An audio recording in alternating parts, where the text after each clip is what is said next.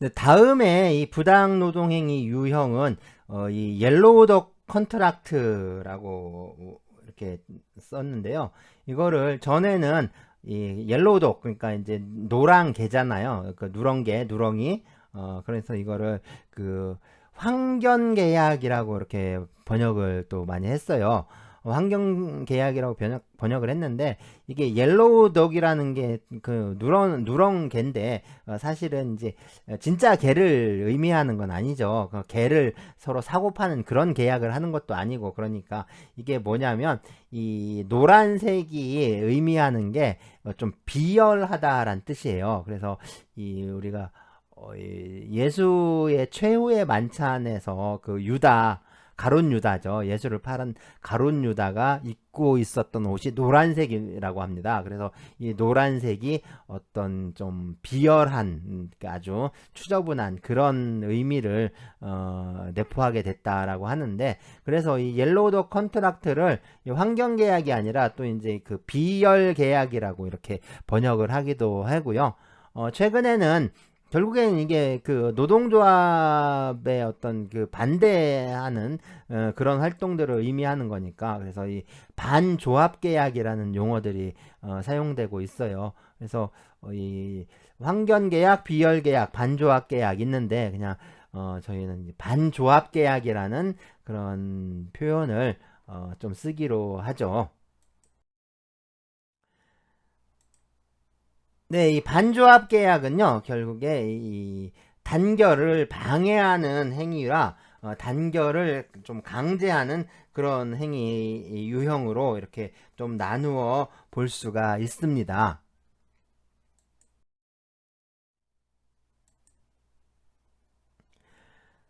네, 이 사용자가 이 노동자가 어느 노동조합에 가입하지 않을 것 또는 탈퇴할 것, 이걸 고용 조건으로 하는 행위, 그거를 하게 되면 이 단결 방해의 어떤 그 반조합 계약이 성립을 하게 되는데요. 이게 특정 노동조합의 축소라든가 약화를 원하는 사용자가 어떤 그 고용에 관한, 그러니까 노동 계약에 관한 권한을 이용을 해서 노동자가 어떤 조합원이 되지 않도록 좀 강제하는 거, 그런 유형인 거죠. 그래서 이 부당 노동행위 이런 걸 금지하는 건 그거를 금지하기 위한 것이다라고 할 수가 있습니다. 네, 여기서 이 어느 노동조합은 뭐 이제 기존의 특정 노동조합을 말하는 건데, 뭐 이제 여러 개의 노동조합일 수도 있는 거죠. 또 고용 조건으로 한다라는 것의 의미는요. 이 고용, 그러니까 채용이라든가 신규 채용하는 거, 아니면 또 계속 고용하는 거, 그것의 조건으로 하는 것을 말하는 거예요. 그러니까 어느 노동조합에 가입하지 않을 것 또는 탈퇴할 것을 고용 조건으로 한다라고 하는 거는, 어느 노동조합에 가입하거나 또는 어느 노동조합에서 탈퇴하지 않으면 뭐 고용을 안 한다 또는 뭐 고용을 종료하겠다, 해고하겠다, 뭐 이제 그런 것들을 의미하는 것이라고 할 수가 있습니다.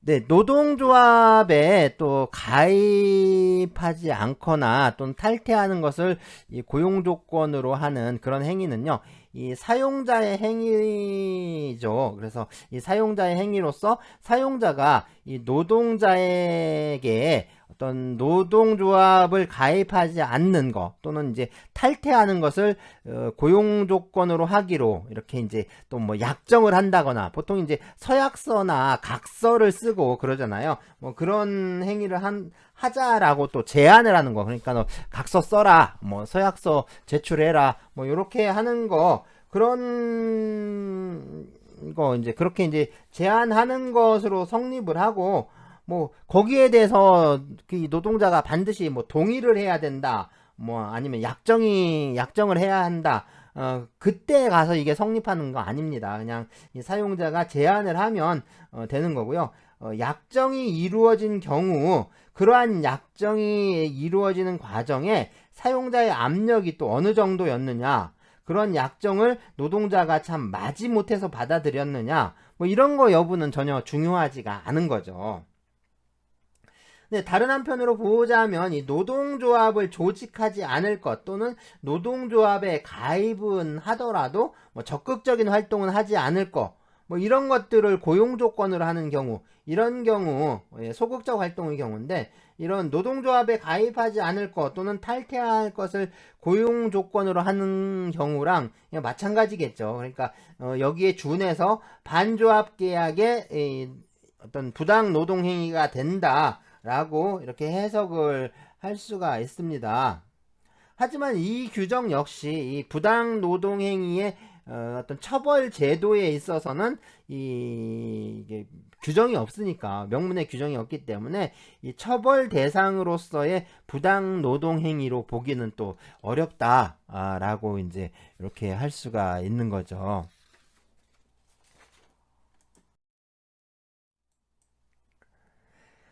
네, 이 반조합 계약의 부당 노동 행위는요, 이 사용자가 노동자가 어떤 특정한 노동조합의 조합원이 될 것을 고용 조건으로 하는 행위, 그런 것을 해도 이렇게 성립이 됩니다. 좀 이제 어떤 뭐랄까 어떤 단결 강제의 반조합 계약이라고 할 수 있는데, 이게 좀 드문 일이지만 이 사용자가 어떤 고용에 관한 권한을 이용을 해서 노동자가 특정 노동조합의 조합원이 되도록 강제하는 경우가 있고, 뭐 이런 행위를 좀 이제 금지시키려고 하는 거죠. 그래서 이 사용자의 의도는 결국에 어떤 특정한 노동조합을 확대하고 강화하려는 게 아니라 이 노동자가 이 다른 노동조합의 조합원이 되지 않도록 하려는 데 있는 거죠.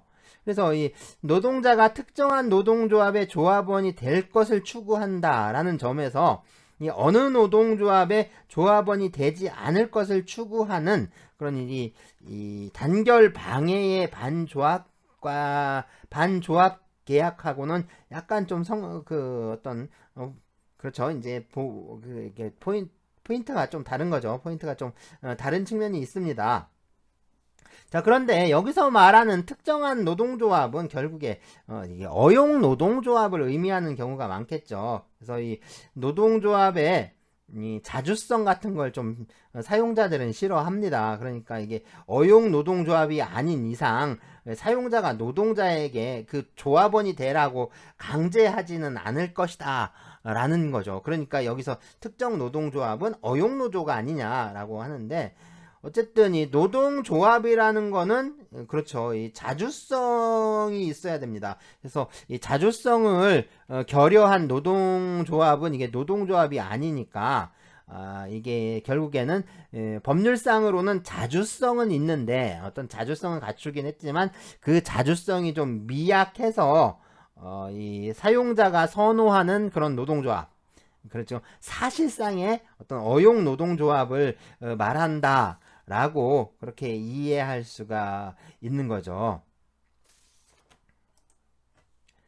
네, 노동자가 이 특정 노동조합의 조합원이 될 것을 고용 조건으로 하기로 이 사용자와 또 노동자가 약정한 경우에, 사용자가 그렇게 하기로 취업 규칙을 정한 경우 뭐 이런 것까지 다 포함을 해서 뭐 이제 그렇게 약정을 하자고 사용자가 노동자에게 제안하는 경우, 이런 경우들까지 다 반조합 계약의 어떤 부당 노동 행위가 됩니다.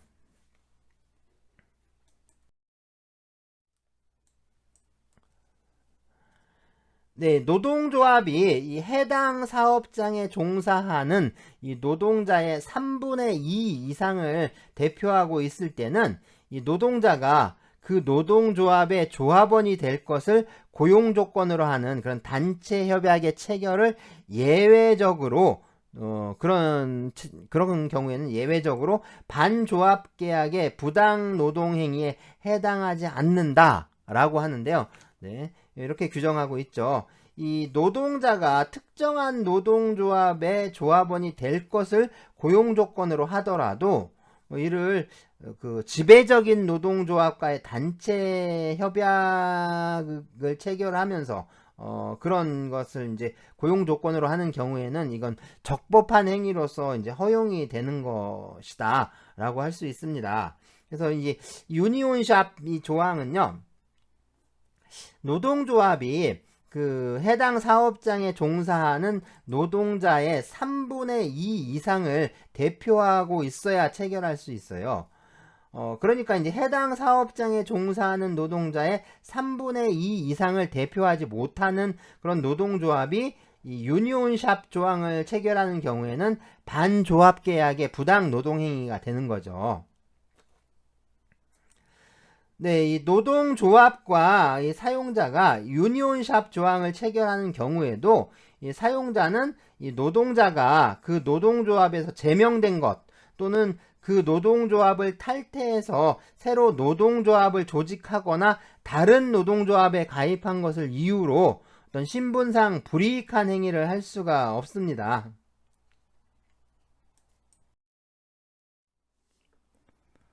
사용자와 이 노동자가 이 단체 협약을 체결하면서 그래서 이제 사용자와 노동조합이 이 단체 협약을 체결할 때 이 단체 협약의 내용으로 이 노동자가 노동조합의 조합원이 될 것을 좀 강제하는 그런 규정이 있는데 뭐 이것을 조직강제라고 보통 부릅니다. 그래서 이 조직강제라고 부르는데 이런 것들의 대표적인 게 바로 이 유니온샵 제도라는 거죠. 그래서 그 종류를 좀 살펴보면요. 이 유니온샵은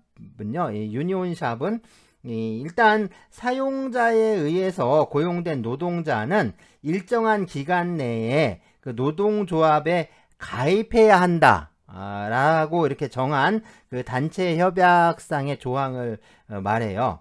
그러니까 노동자가 만약에 노동조합에 가입하지 않거나 또는 이제 가입을 했는데 제명되거나 또는 탈퇴하는 경우에 이때 사용자는 해당 노동자를 해고해야 할 의무를 이렇게 부담하게 되는 거죠. 다음으로는 이 클로즈드 샵이라고 하는데, 이 클로즈드 샵은 이미 노동조합에 가입하고 있는 노동자가 아닌 경우, 그때는 고용하지 않는다라는 단체 협약상의 조항입니다. 그러니까 이 고용을 위해서는 이 노동조합에 가입한 노동자들만 고용하는 거죠. 역시 노동조합에서 제명이 되거나 또는 탈퇴한 노동자는 사용자가 해고해야 합니다. 네, 메인터넌스 오브 멤버십이라는 제도인데요. 이 노동조합에서 이 조직 노동자를 탈퇴할 수 없도록 하고 만약에 이 노동자가 이 조합에서 탈퇴하는 경우에 이 사용자로 하여금 그 노동자를 해고하도록 정한 이 단체 협약상의 조항을 말해요. 그래서 어떤 조합원 지위를 유지하는 그런 조항이라고 할 수가 있는 거죠.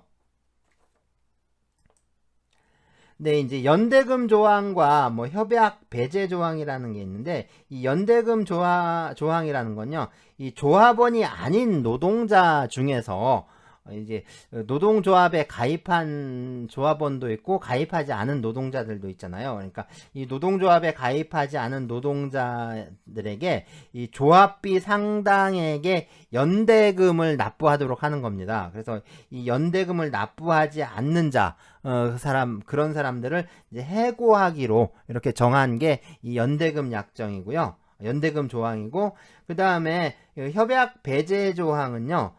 이 특정한 사항에 관해서 조합원이 아닌 노동자보다 이 조합원을 좀 유리하게 대우하기로 하는 그런 조합원 우대 조항이라고 할 수가 있어요. 그러니까 이 조합원이 아닌 노동자들에게는 이 단체 협약상의 혜택을 적용하지 않기로 하는 그런 협약 배제 조항이라고 할 수가 있는 거죠.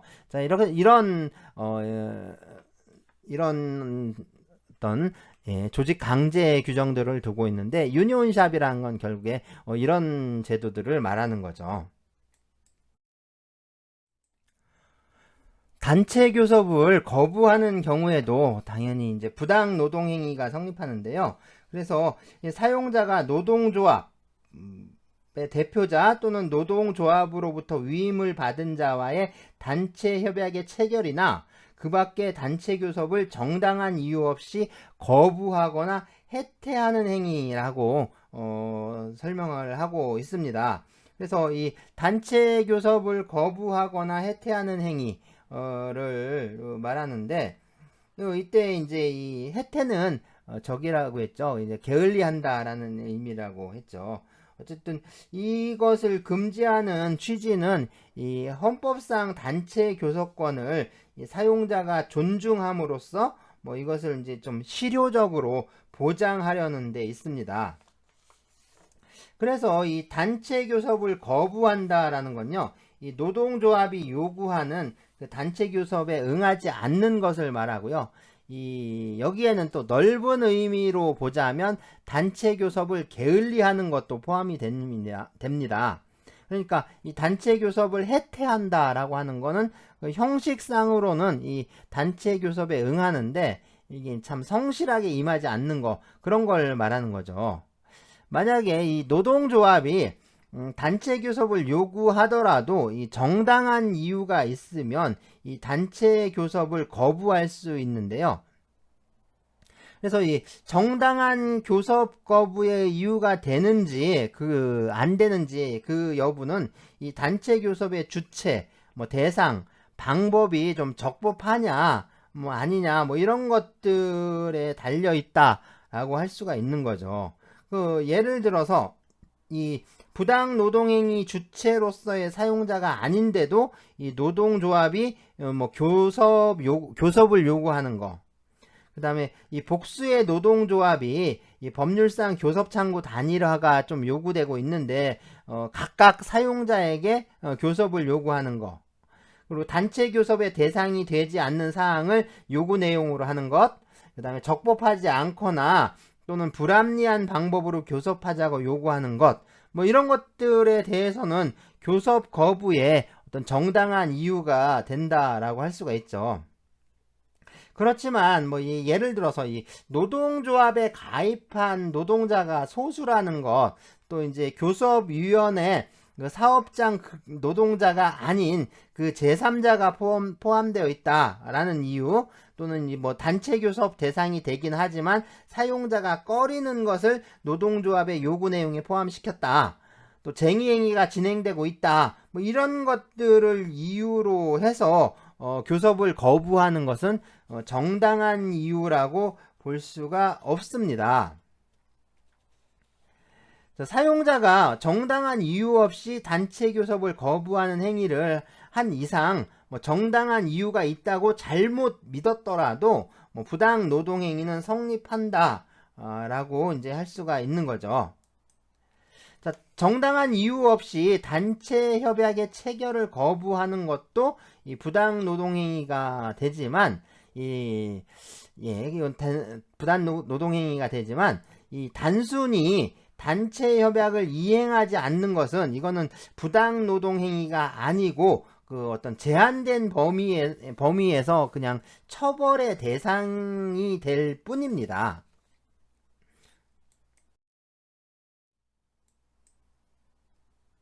네, 다음으로는 이 어떤 그 노동조합을 조직하거나 운영하는 것을 지배하거나 또는 개입하는 그런 행위들에 관한 건데요. 이것은 어떤 이 노동조합의 조직 운영에 대한 어떤 지배나 개입하는 조직 운영에 대해서 지배나 개입하는 행위 패턴이 있고요. 그 다음에 그 어떤 사용자가 노동조합의 운영비를 원조해주는, 그러니까 돈을 대주는 행위가 있을 수 있고요. 네, 그리고 이제 사용자가 계속적으로 이제 반조합적인 그런 발언을 하는 경우가 있을 수가 있습니다. 네, 그리고 이제 어떤 그 사용자가 그 공장이나 기업 시설에 대한 그 관리권을 갖고 있는데, 그런 기업 시설이나 그 시설에 대한 관리권을 행사하는 문제, 그런 문제에서 또 부당 노동 행위가 있을 수 있고요. 마지막으로는 좀 어떤 특수한 형태의 이 지배 개입이 있을 수가 있습니다. 이 지배 개입을 이 부당 노동 행위로서 금지하는 것은요, 이 노동조합의 자주성과 또 조직력을 보호하기 위한 것이다라고 할 수가 있습니다. 그래서 이 노동조합의 어떤 조직 운영에 대해서 지배하고 개입하는 행위가 어떤 첫 번째 유형이라고 할 수 있는데, 이 노동조합의 조직에는 그 조직을 준비하는 행위도 당연히 포함되는 거고요. 이 노동조합의 운영이란 건 뭐 노동조합의 회의나 선거 같은 그 내부적인 관리뿐만 아니라 뭐 단체 교섭이나 쟁의행위 같은 그 대외적 활동도 당연히 포함된다라고 이제 해석이 되는 거죠. 그래서 뭐 노동조합의 조직 운영이라는 건 결국에 이 노동자들의 어떤 단결 활동 그 전반을 의미하는 것이다 라고 이렇게 이해할 수가 있는 거죠. 네, 그리고 지배라는 건요, 이 사용자가 지배력을 미쳐서 노동조합의 의사 결정을 좌우할 정도의 간섭이나 그 방해하는 걸 말하고요. 그 다음에 개입이라는 거는 그 정도에는 이르지 않은 걸 말하는데, 뭐 이 양자를 굳이 구분할 필요는 없을 것 같아요. 그래서 지배 개입이란 건 결국에 사용자의 간섭, 방해 행위 그 전반을 의미하는 것이다 라고 할 수가 있는 거죠. 하지만 이 지배 개입의 부당 노동 행위가 성립하기 위해서는 이 사용자의 간섭이나 방해 행위 때문에 이 노동조합의 자주성이 좀 감소하거나 아니면 없어지거나 조직력이 약화됐다라는 뭐 그런 어떤 노동 3권이 침해되는 결과가 발생해야 하는 건 아닙니다.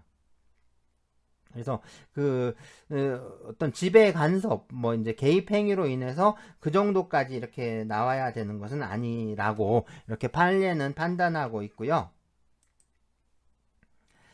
자, 그래서 노동조합의 조직 운영에 대한 지배 개입이라는 건 결국에 노동자의 단결 활동에 대한 비난 발언, 뭐 조합 활동가의 해고, 전근, 매수, 향응 제공, 조합 탈퇴나 어떤 그 불가입의 종용, 비판 조직의 격려, 원조, 친목 단체나 또는 다른 노동조합의 조직이나 그 지원, 다른 노동조합 또는 그 조합원의 우대, 이 노동조합 회의나 임원 선거에 대한 감시 또는 영향력 행사 뭐 이렇게 아주 다양한 행위로 나타나고 있습니다.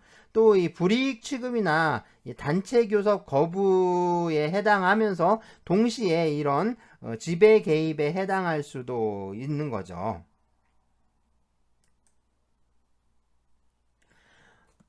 네, 또 이 지배 개입의 부당 노동행위가 성립하기 위해서는요, 이 사용자의 이 지배 개입의 의사, 그러니까 부당 노동행위의 의사가 필요하냐, 뭐 필요하다면 그거는 어떤 내용의 것이냐, 뭐 이런 것들이 문제될 수 있는데요.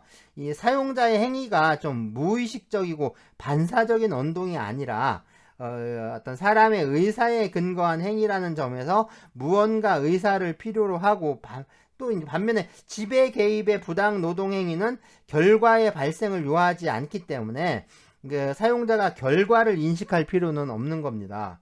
그래서 문제는 이 간섭 방해 행위를 하는 사용자에게 이 반조합적인 의욕이 필요하냐라는 건데요. 그래서 이 지배 개입을 구성하는 이 사용자의 행위는 뭐 이제 전근이나 뭐 비난 발언 같이처럼 어떤 구체적인 행동을 통해서 이 노동조합의 조직 운영을 또 저지하거나 방해하려고 하거나 또 노동조합을 회유하거나 약체화하려고 하거나 또 노동조합의 자주적 의사결정에 간섭하려 하는 것처럼 뭐 일정한 구체적인 의사를 가진 행위들이다라고 할 수가 있습니다. 따라서 뭐 이제 지배 개입의 부당 노동 행위가 성립을 하려면 사용자는 이러한 구체적인 어떤 반조합적인 의욕, 그러니까 그 지배나 개입의 의사가 필요하다라고 이제 보아야 하는 거죠.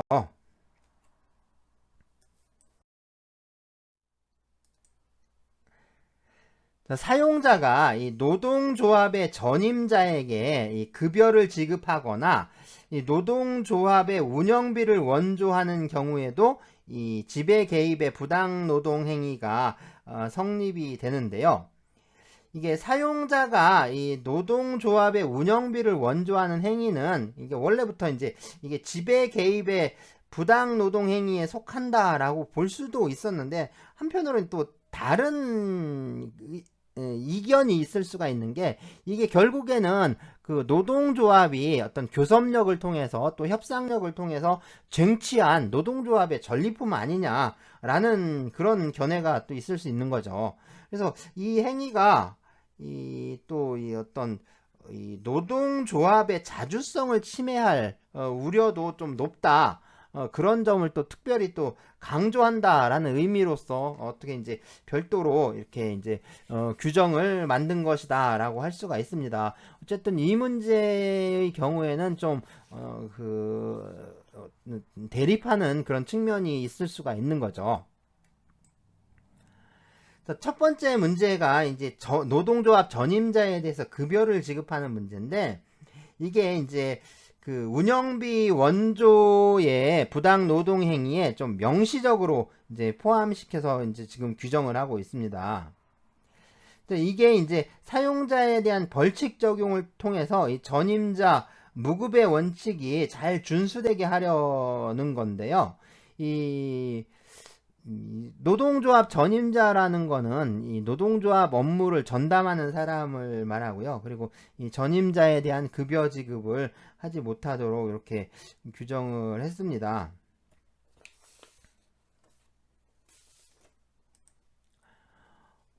네, 하지만 이 운영비 원조가 좀 예외적으로 허용되는 경우들이 있는데요.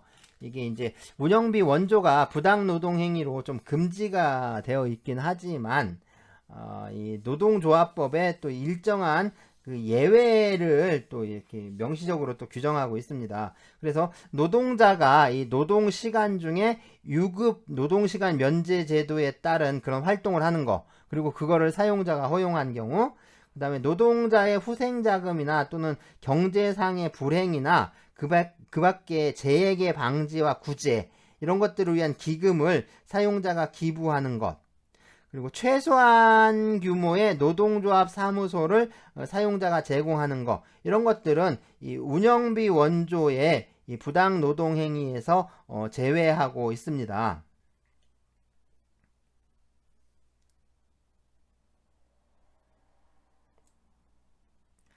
그리고 이게 또 이제 그 사용자가 이 노동시간 면제자에게 이 법률이 정한 바에 따라서 이 노동력 제공 의무를 이렇게 면제하는 거, 노무 제공 의무를 면제하는 그런 노동시간에 상응해서 또 급여를 지급하는 경우에, 그러니까 이제 거기에 이제 맞춰서 급여를 지급하는 경우에는 부당 노동 행위가 되진 않는데요. 이게 이제 단체 협약이나 뭐 다른 노사 합의에 의한 경우, 그건 이제 그런 경우에도 좀 타당한 근거 없이 너무 과다하게 책정된 급여를 지급하는 경우에는 역시 부당 노동 행위가 될 수 있다라고 합니다. 그래서 이 급여 지급이 과다하냐 뭐 그런 문제가 있을 수 있는데, 이런 경우에는 이 부당 노동 행위가 되는지 뭐 이제는 이 해당 노동자가 받은 급여 수준이나 또 지급 기준이 뭐 그가 이제 일반 노동자로 노동을 했다면 동일한 또는 유사직급 또는 호봉의 일반 노동자들의 어떤 통상적인 노동시간과 노동조건 같은 것을 기준으로 받을 수 있었던 뭐 급여 수준이나 또는 지급 기준을 우리가 이제 사회 통념상 수긍할 만한 어떤 합리적 범위를 초과할 정도로 과다하냐 아니냐 뭐 그런 사정들을 좀 통해서 판단을 해야 한다라는 게 이제 좀 판례의 태도라고 할 수가 있습니다. 자, 운영비 원조를 이 부당 노동 행위로 금지하는 건요, 이 노동조합의 자주성을 보호해서 이 노동 3권의 어떤 실질적 행사를 보장하려는 데 있다. 뭐 그 점에 대해서는 아무도 그 이의를 제기하지 않죠. 문제는 이 자주성이 저해되지 않을 정도, 자주성이 지켜질 수 있는 그런 정도의 운영비 원조를 어떤 부당 노동 행위로 볼 것이냐 하는 문제인데요. 네, 그래서 이런 경우에는 운영비 원조의 부당 노동행위가 성립하려면 어떤 형식상의 운영비 원조에 해당하는 행위가 있다. 그것만으로는 좀 부족하고, 그것으로 노동조합의 자주성이 저해된다거나 또는 뭐 저해될 뭐 구체적인 위험이 발생해야 한다라고 이렇게 보는 거죠. 그런 이제 견해가 있습니다. 그런 견해가 있는데, 그래서 이제 노동조합이 자주적으로 이 사용자와의 교섭을 통해서 그 쟁취한 그런 운영비 원조는 이 부당 노동행위에 해당하지 않는다라고 보는 견해죠. 그런데 이거에 대해서 좀 반대하는 견해가 있습니다. 이 반대하는 견해에 의하면 이 운영비 원조에 해당하는 행위가 존재하는 이상 그것으로 노동조합의 자주성이 저해되었거나 뭐 저해될 구체적인 위험이 발생하지 않았더라도 그런 경우에도 이 부당 노동행위가 성립한다라고 보는 거예요. 특히 이 노동조합에 대한 어떤 경상비 지원이 여기에 해당한다라고 하는데, 판례도 이런 이제 태도를 취하고 있습니다. 그래서 운영비 원조의 예외적인 허용 사유를 넘어서 좀 주기적이고 또 고정적으로 이 노동조합의 운영비를 원조하는 것은 이 노동조합의 자주성을 잃게 할 그런 위험이 있는 것이니까 이거는 부당 노동행위가 되고, 그게 이 노동조합의 어떤 적극적인 요구나 투쟁으로 얻어진 결과라고 하더라도 뭐 그건 부당 노동행위인 건 마찬가지다라고 이렇게 보는 거죠. 네, 이게 또 이제 이 헌법재판소에서요, 이 운영비 원조에 대한 운영비 원조에 대한 그런 제한에 대해서 좀 판단을 했는데, 헌법재판소 같은 경우에는 실질적으로 이 노동조합의 자주성이 저해되었거나 저해될 위험이 아주 현저한 경우에만 이루어져야 하는데, 이 현행 규정은 그 예외적인 사유를 제외하고 이 노동조합의 자주성을 침해할 위험이 없는 경우까지 포함해서 그 일체의 운영비 원조를 금지하고 있으니까 이거는 노동조합의 단체 교섭권에 대한 지나친 제한으로 헌법에 합치하지 않는다라고 이렇게 판단을 내렸습니다. 그래서 이러한 이제 그 규정을 이렇게 했는데요. 어쨌든 그래서 이제 운영비 원조의 이 부당 노동 행위는 이 노동조합의 자주성이 실질적으로 저해되었거나 또는 저해될 위험이 현저한 경우에만 이 부당 노동 행위가 성립된다라고 이렇게 해석을 해야 할 것 같아요. 그러면 이 전임자 급여를 지원하는 것이나 뭐 아니면 운영비 원조하는 그런 부당 노동행위가 성립하려면 이 사용자에게 부당 노동행위에 대한 의사가 있어야 하느냐 하는 문제인데요. 뭐 이제 그렇다라고 해야겠죠. 부당 노동행위에 대한 의사가 있어야 하는데, 다만 그 내용에 대해서, 그러니까 이 부당 노동행위의 의사에 대한 이제 내용에 대해서 판례는 이 부당 노동행위의 의사는 그 운영비 원조의 예외적인 허용 사유가 아님을 인식하면서 이 전임자의 급여를 지원한다거나 운영비를 원조하는 그런 행위를 하는 것 그 자체로 인정할 수 있고, 이 지배 개입의 어떤 적극적 구체적인 의도나 동기까지는 필요한 것은 아니다라고 이렇게 판단을 하고 있습니다. 네, 하지만 이 운영비 원조 금지 규정의 그 위헌성에 관한 이 헌법재판소 결정의 취지를 좀 고려를 해서 이 운영비 원조에 관해서는 이 부당 노동행위 의사를 좀 적극적으로 판단해야 하지 않느냐, 뭐 이런 견해도 이제 있는 거죠. 이 노동조합의 존립이라든가 아니면 활동에 관해서 이 사용자의 어떤 연설이라든가 또는 뭐 게시문 또 이제 편지 뭐 이런 것들을 통해서요 그 의견 표명을 할 수 있는데, 사용자가 이런 의견 표명을 하는 경우에, 그렇다면 어떤 경우에 이게 지배 개입의 부당 노동 행위가 되느냐, 뭐 이거 다른 말로 하자면 그런 거죠. 이제 사용자의 언론의 자유에 대한 어떤 그 지배 개입의 부당 노동 행위가 이것을 또 언론의 자유를 어느 정도 제한하느냐, 이런 문제라고도 할 수가 있습니다. 그래서 이 사용자의 발언은 그 일반적인 노사관계의 존재 방식에 관한 것이든 아니면 노동조합의 구체적인 방침이나 어떤 활동을 비판하는 것이든, 이게 이제 보복이나 어떤 폭력의 위협 또는 이익의 제공이 포함되어 있지 않는 이상 이것을 지배 개입이 성립하지 않는다 라는 게 이제 미국의 어떤 미국의 법률에 규정이 되어 있는 건데요.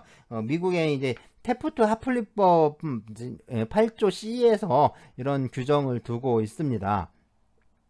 그러면 이게 이제 우리나라의 경우도 뭐 이러냐라고 할 수가 있는데, 이거 우리나라에서는 미국처럼 이런 규정을 두고 있지 않죠. 그러니까 우리나라는 보복이나 어떤 폭력의 위협 또는 뭐 이익의 제공 뭐 이런 것을 포함하지 않은 발언도 당연히 지배 개입이 될 수 있다라고 보아야 할 겁니다. 하지만 어떤 우월적 지위에서의 발언이라고 해서 곧바로 이게 지배 개입이 성립된다라고 하면, 이 사용자는 어떤 그 노동자들 앞에서 이 노사 문제에 관한 자신의 의견을 전혀 표명해서는 안 된다라는 그런 논리가 되는 거잖아요. 따라서 이 사용자의 어떤 반조합적 발언이 이 지배 개입에 해당하려면, 물론 이제 보복이나 어떤 폭력의 위협 같은 거, 그런 것들까지 포함할 필요는 없는 거죠. 그런 것들까지 포함할 필요는 없지만, 어떤 노동조합의 자주성이나 조직력을 저해할 우려가 있어야 하고, 그러한 우려의 존부는 결국에 발언의 내용, 장소, 방법, 상황, 또는 노동조합에 대한 영향, 뭐 추정되는 사용자의 의도, 뭐 이런 것들을 종합해서 좀 개별적으로 판단을 해야 할 것이다 라는 거죠. 이게 또 이제 판례의 태도가 이렇게 되어 있습니다. 네, 그래서 일반적으로 말하자면 이 어떤 보복이나 폭력의 위협 같은 것을 내용으로 하는 발언 있죠. 그래서 뭐 탈퇴하지 않으면 뭐 회사 문 닫겠다. 그만두지 않으면 가만히 있지 않을 거야 너네, 뭐 이런 식으로 하는 말들 있잖아요. 이런 것들은 노동조합의 자주성을 저해야 할 우려가 있어서 좀 지배 개입으로 인정되기 쉬운데, 그런 게 아니라 단순히 그 어떤 역사적 사실이나 앞으로 이제 사태가 어떻게 전개될 것 같다라는 그런 전망을 그 내용으로 하거나, 아니면 좀 자숙해라 또는 또 협조해 달라, 그래서 협력을 호소하는 그런 내용으로 하는 발언 같은 경우 있죠. 그래서 이 우리 경영 상태로 보면 자꾸 이렇게 파업을 하면 회사가 무너진다, 도산한다 라고 하는 그런 발언 같은 경우, 이런 경우에는 좀 지배 개입으로 인정되기는 어려울 것이다 라는 거죠.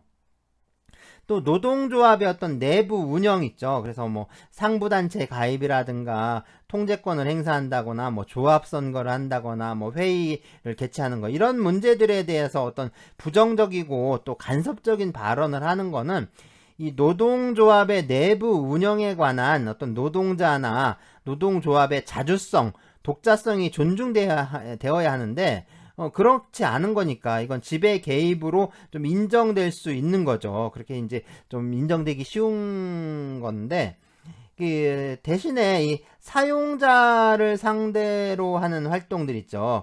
그래서 단체 교섭이나 쟁의행위 같은 거, 그런 것들에 관한 발언 있죠. 이런 것은 이 사용자도 좀 직접적인 이해관계가 있는 거잖아요. 그러니까 그 의견을 표명할 자유도 좀 인정돼야 하니까 지배 개입으로 인정되기는 좀 어렵다라고 이렇게 볼 수가 있습니다.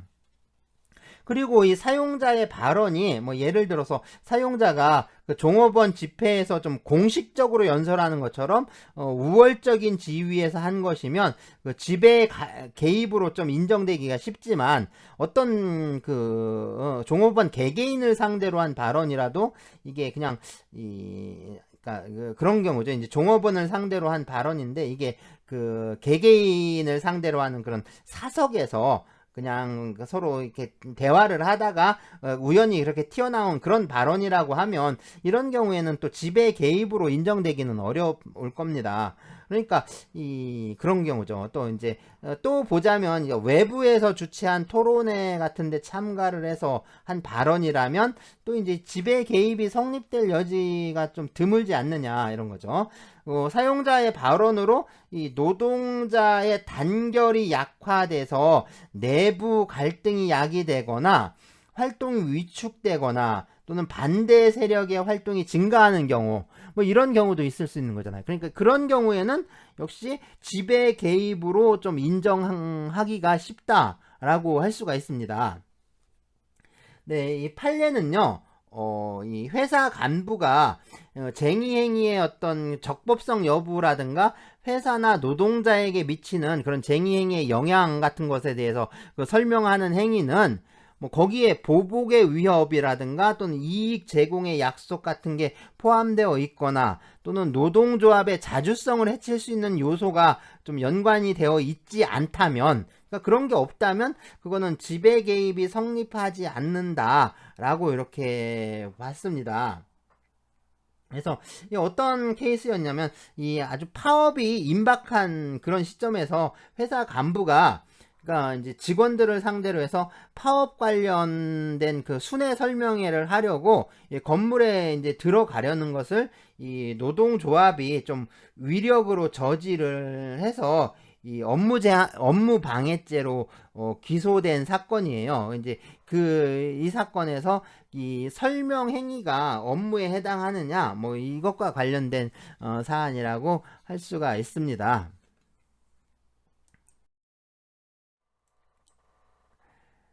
네, 이제 시설 관리권과 관련된 행위인데요. 이 사용자가 시설 관리권을 행사했을 때 그것이 어떤 지배 개입에 해당하느냐, 뭐 이런 문제인데, 먼저 이 노동조합이 어떤 기업 시설에다가 벽보를 부착했는데 그걸 사용자가 철거하는 것.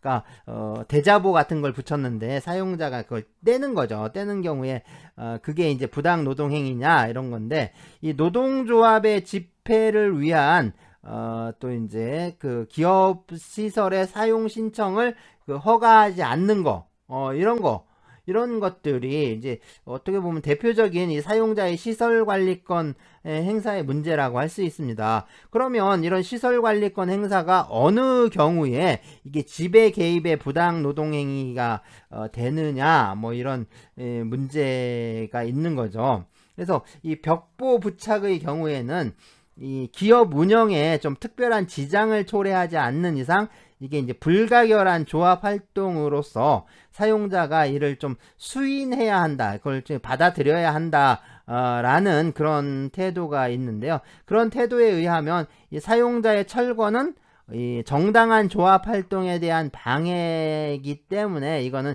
지배 개입에 해당한다. 라고 할 수가 있고요. 하지만 이 벽보 부착이 업무에 특별한 지장을 초래하지 않고 이게 조합 활동으로서 필요하고 이 때문에 정당성이 인정된다고 해서 이 노동조합이 기업 시설을 이용할 수 있는 그런 권한을 가진다는 의미는 아니다. 그러니까 이 사용자의 철거가 합리적인 절차와 방법에 따른 것이라면, 그러니까 이게 충분한 기간을 두고 뭐 철거를 요구하고 뭐 철거하겠다 예고를 하고 그리고 이제 다른 시설을 또 이용하라라고 이렇게 권고하고 뭐 이런 절차와 방법을 따른 거라면 이게 지배 개입이 되지 않는다라고 보아야 한다라고 이제 하는 견해가 있는 거죠. 바꿔서 말하자면 이 벽보 부착의 정당성이 인정되는데도 사용자가 상당한 절차와 방법에 따르지 않고 철거하는 경우에는 이 지배 개입이 성립된다. 라고 하는 겁니다. 네, 그 다음에 이 노동조합이 어떤 집회를 하면서 이 기업 시설을 이용하는 거, 이거는, 뭐랄까요. 어떤 취업 규칙으로 설정한 어떤 합리적인 규율이나 또는 제약, 또는 뭐 단체 협약으로 설정한 어떤 적정한 뭐 준칙, 뭐 이런 것들을 좀 따라야 하는데, 이 노동조합이 어떤 그러한 준칙을 합의하려는 그런 노력을 하지 않고 시설 이용을 강행하려는 경우에 이때 사용자는 우선 합의를 위한 교섭을 촉구하면서 그 이용을 거부할 수 있다라고 합니다. 하지만 이 사용자가 그러한 어떤 합의 달성의 자세를 가지지 않으면서 이 기업 운영상 어떤 특별한 지장이 없는 그런 시설 이용을 거부하는 것은 이 정당한 조합 활동에 대한 방해 행위로서 어떤 지배 개입이 된다라고 이렇게 이해를 해야 한다라는 거죠. 네, 이제 그렇게 봐야 한다라고 이제 보고 있습니다.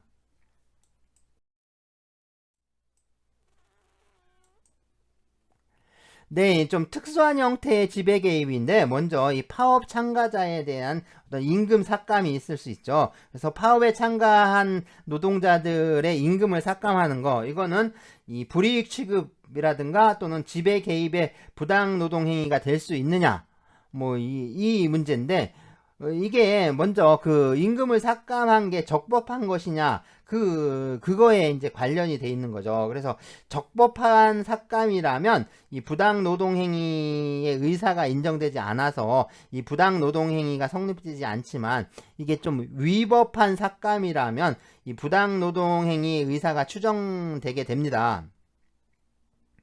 그런데 이제 이게 임금 삭감하는 것이 적법하냐, 이 문제보다 더 중요한 건요, 이 사용자에게 조합원에 대한 보복이나 이 노동조합을 좀 약체화시키려는, 노동조합의 어떤 그 힘을 빼려고 하는 의도가 인정되느냐, 여기에 있는 거죠. 그래서 예를 들어서 뭐 합리적인 이유도 없이 어떤 종래의 관행에 좀 반해서 더 불리하게 삭감을 한다거나 또는 평소의 결근에 비해서 파업에 따른 결근을 더 불리하게 삭감하는 그런 경우에는 그러한 의도가 좀 인정되기 쉽다라고 이렇게 볼 수가 있습니다.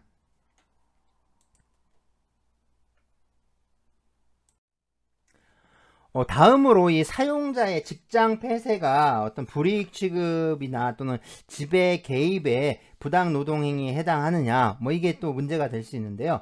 이 문제는 이 직장 폐쇄가 어떤 노사 간의 어떤 대항하는 그런 관계 속에서 이야기한 그 실제적인 효과를 좀 종합적으로 봐서, 그게 이제 조합원의 정당한 쟁의 행위에 대한 어떤 보복적인 억압 조치, 뭐 불이익 취급으로 볼 수 있거나, 또는 노동조합의 어떤 동요라든가 약체화를 깨하는 행위, 그러니까 지배 개입으로 볼 수 있느냐, 뭐 그거에 따라서 이제 결정을 해야 하는 거죠.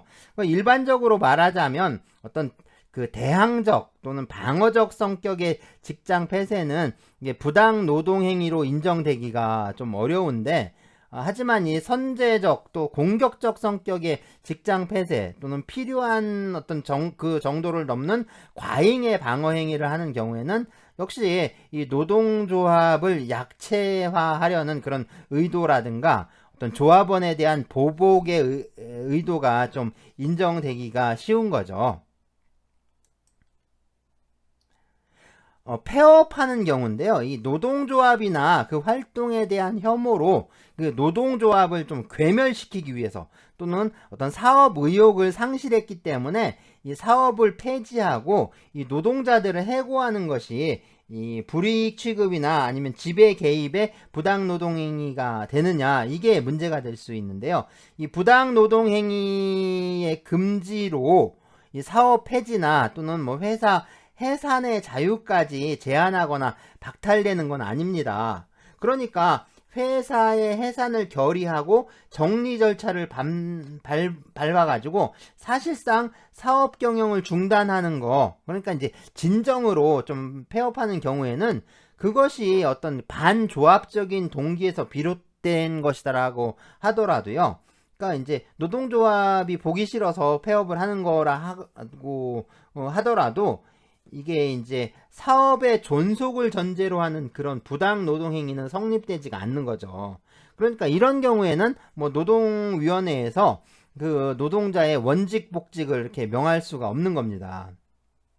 하지만 이런 게 아니라 이 사용자가 그 폐업을 선언한 후에 같은 사업을 사실상 또 재개한다거나 회사를 해산한 후에 형식상으로 또 새로운 회사를 설립해서 그 종전의 사업을 재개하는 결국엔 위장 폐업하는 경우죠. 이 위장 폐업의 경우에는 이 폐업한 사용자와 또 사업을 재개한 사용자가 사실상 같고 또 그 사용자가 한 해고는 불이익 취급이라든가 뭐 지배 개입에 해당할 수가 있는 거죠. 따라서 이런 경우에 이 노동위원회는 이 사용자에게 해고된 조합원을 그 종업원으로 취급하고 또 해고 기간 동안에 임금을 소급해서 지급해라 라고 이렇게 명령할 수가 있습니다. 다만 이 경우에 이 부당 노동행위 구제 신청은요, 이 위장 폐업에 따른 해고를 확인한 날, 그러니까 이게 위장 폐업에 따라서 해고됐다라는 게 확인된 날, 그러니까 이제 사용자가 사업을 재개한 날이겠죠. 그래서 사용자가 사업을 재개한 날부터 3개월 이내에 이렇게 이제 해야 합니다.